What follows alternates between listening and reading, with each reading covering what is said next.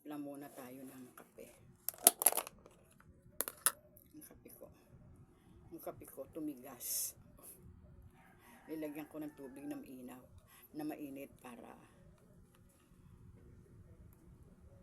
lumambot siya. Ayun, naging tubig. Ayan. Timplahin ko ngayon dito. Sayang kasi yung kape. Tumigas. Nilagay ko lang dito. Para pagka magkakape ako. Yun na lang. Sayang kasi. Tapos, ito kumuha na lang ako ng tinapay sa tindahan. Tsaka gatas. Gusto ko sana kanin. Ulam. May kanin ako. May sinagsangag ko. Wala akong ulam. Sardinas naman. Kagabi ulam ko sardinas na. Hindi lata. Kinuha ko rin sa tindahan. Nagsasawa na ako. Gusto ko ay maiba naman. Kaya lang wala akong mautusan. Kaya tiis na lang ako dito. Tinatamad akong lumabas.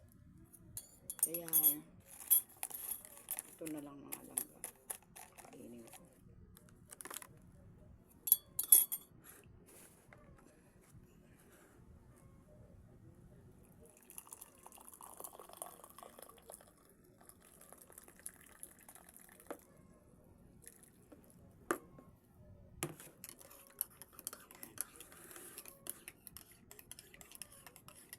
Mahirap pag wala yung apo ko. Wala akong utusan.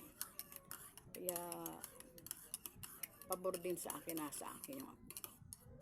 Meron akong nautusan pag labas-labas. Pag naghahanap ako ng pagkain na gusto kong kainin, meron akong nautusan. Pero pag wala siya, ayan, nahihirapan din ako pag wala siya. Kain tayo, mga langga.